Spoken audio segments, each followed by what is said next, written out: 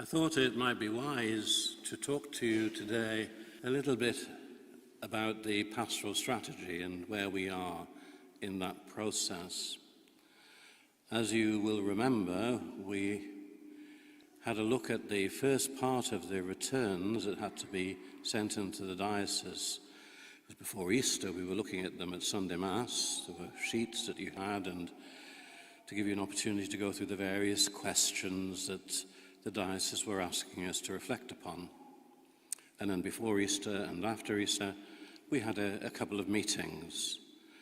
And in those meetings, we discussed the questions, and inevitably one of the things that we talked about was the future of St. Joseph's Church. I'll come back to that in a moment. Well, the return was sent in. I think I published a copy of what was sent in to you that was made available at the back of the church and has been on the website. Well, and the diocese asks us to take this discussion to the local parishes, as in to share with our neighbours what we've said and listen to other parishes as to what they're thinking as well. Now, there have been a couple of meetings about that, just one representative effectively from each church, each worshipping community was invited to send somebody, and there were 2 meetings that have taken place recently. So from that, it was a sharing of information that had been sent in and ideas that had surfaced. From that, there has to be prepared a return, and one meeting just of lay people representing the various different parishes between Stockton, Billingham and Hartlepool. They've met together, and then there's another meeting this week where they'll meet with the clergy and we'll look to, well, what do we send in? Because then the next stage is it goes up to the deanery. We live in a very far-flung deanery.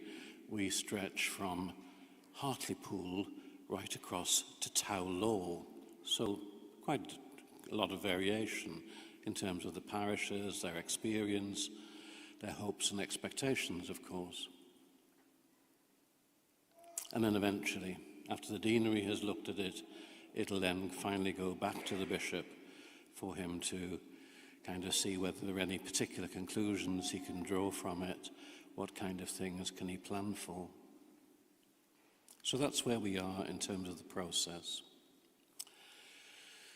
I mentioned at the times when we were discussing it at Sunday Mass, and then it came up on the agenda at the 2 meetings before and after Easter for our parish, the whole question about the future of St. Joseph's, which of course, as you know, has not reopened since COVID. Now, at those meetings that were held, well, there was a variety of views. Of course, you're bound to get that. And I understand that for some people, the fact that St. Joseph's has not reopened and their love and attachment to that church was very, very deep. It's a kind of painful experience, and it's a pain that's shared by many right across the diocese, not just about St. Joseph's, but many other churches, many other places where people have been, well, going through some of the most important experiences of their lives. And so it's hard to let go of somewhere. So there were some people who would just like to reopen the church. I must admit, I have said that I'm not sure about the wisdom of that.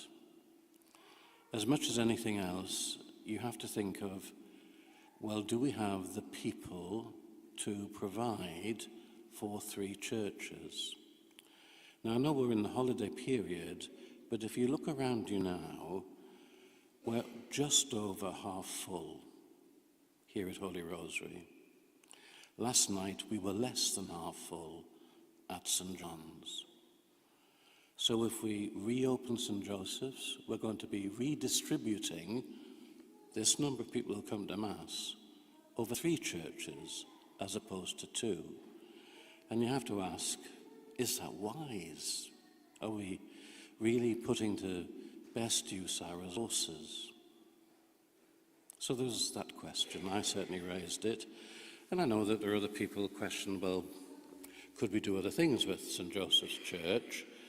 And I think I've made it clear to you in the past that the local Catholic Education Trust, the Bishop Hogarth Catholic Education Trust, have expressed an interest in St. Joseph's Church. They've said that they would like to use it. They would use it for, well, meetings, for training of teachers from across their trust. They're a far-flung trust as well, a bit like the deanery, not quite, but a bit like the deanery. And they need somewhere where they can bring people together.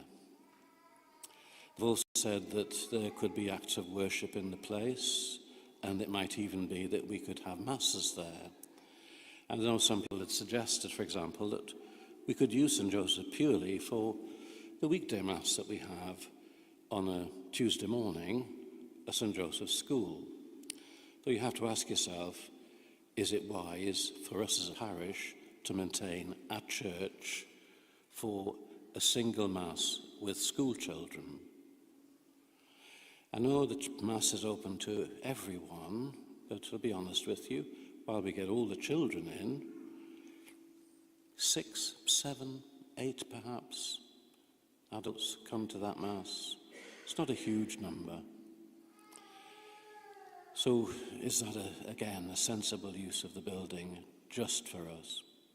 And it seemed, certainly in the meetings that we had, that if we were to explore this idea with the Bishop Hogarth Catholic Education Trust, we might be able to find a way forward where, in a sense, the building stays in the possession of the whole church, but it is no longer a responsibility of our parish.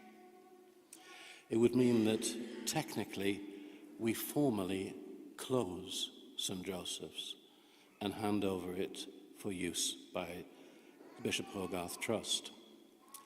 Within the charity law, all of these churches, this church, St. John's, St. Joseph's, any church you can name in the diocese, they actually belong to the charity of the diocese in law, charity law. And so do the trusts, ultimately, the school trusts. So in fact, what we would be doing is transferring use, effectively, of the building from our parish to that of the use of the trust.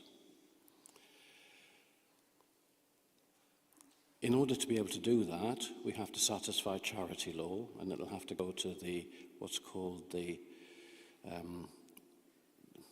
trust of the diocese, because they have to guarantee to the Charity Commission that we're putting to effective use one of our properties.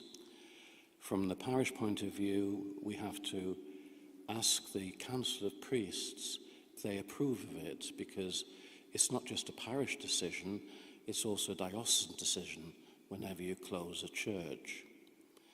Now, the next Diocesan Council of Priests is on Thursday. I'll be going to it, and I will propose to them, because having met with the trust, we met with the trusts and parishioners, and also some people from the the curia of the diocese, from the property department and from the finance department and from the schools department. They came and contributed to the discussion. And it did seem that the sort of things that were being proposed at our parish meetings seemed to be in the same vein. The trust is very keen to take over the building. They say they'll put it to good use.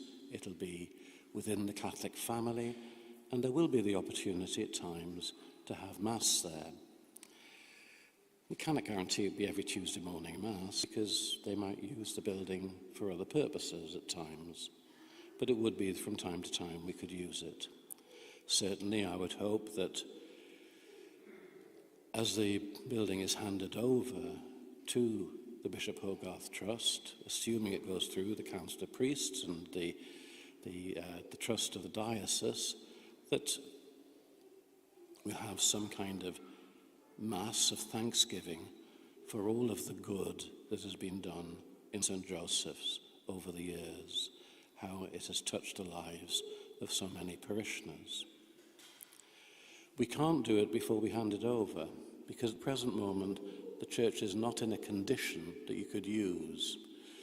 You may remember that there was an issue with the floor. The floor had to be taken up and replaced, but it's simply a concrete floor. It would be difficult to use it properly as a church at this moment. And also, apparently, there are some issues to do with the electrics, the sound system that would need to be put right. There are one or two issues to do with the guttering and the fascias and the roof, effectively, and that would need to be put right. The trust will have to spend money on it in order to put it into shape. From the parish point of view, we were estimating it was going to cost us something like £30,000 to put it right. They may be able to do it for less, we don't know, but even if they can do it for less, it's going to be a considerable sum of money. And my hope is that once they've spent the money, then they'll let us use the church, as I say, for a special Mass celebration. So really, it's just to let you know that's where we are. I'll be raising it at the Council of Priests to request that they'll give approval for the church to be officially closed. There is a further step. The bishop has to issue a decree whereby he says the church is no longer a church of the parish, and thereafter our responsibility for the building, as it's handed over to the Bishop Hogarth Trust, will cease. We won't have to keep it in repair, we won't have to look after it, we won't have to pay insurance on it or anything like that. All these things, of course, at the moment we do have to pay insurance on it, etc., even though we're not using it. So that's St. Joseph's. There are some other things you'll see in the newsletter, and I might as well mention these in the same breath. With the great, tremendous work that's been done by Caroline Kelly, Janet Dixon, and Callum Walker, there's been a look at the Medway. You'll possibly have seen already in the newsletter that the Medway is going to be out of action because some money is going to be spent on it. Wonderfully, Callum kind of took the lead on this to put in an application for a lottery grant, and we got £20,000. I mean, Callum needs a big round of applause, I think, and our thanks. It's tremendous what he's done.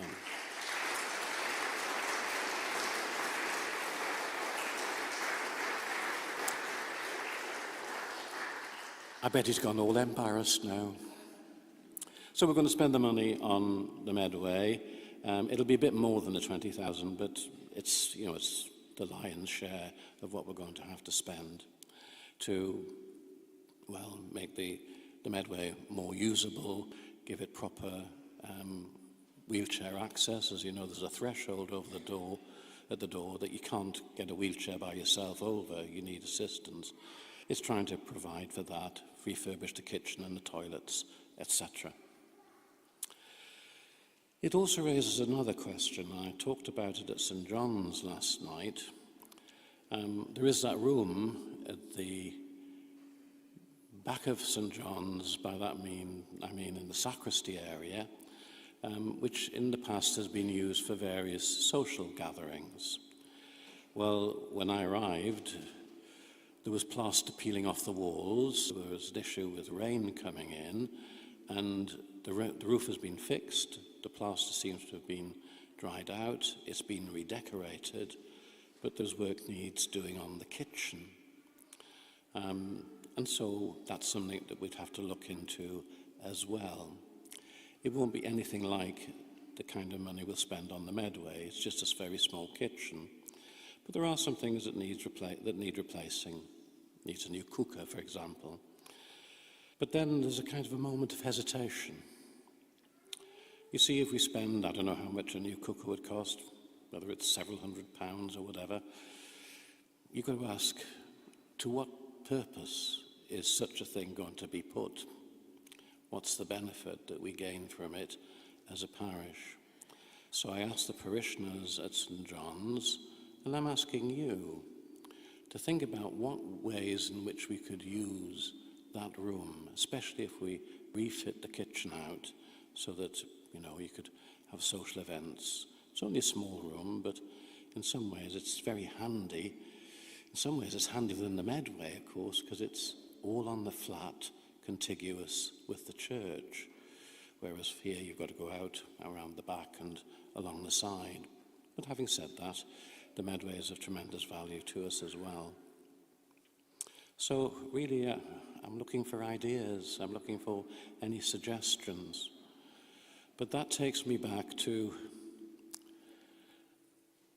a time when I was a parish priest in Jesmond, just newly a parish priest. And we had a parish meeting, and they were all clamouring for things to be done in the parish that hadn't been done for years. And they were saying things like, we need to do this. We need to have this particular organisation. We need to have this particular kind of event. And I said, when you say we, who do you mean is going to organise it? And they all looked at me and said, well, you, Father. Well, I have to say, when I ask, what are we going to do with St John's Room? By we, I mean you.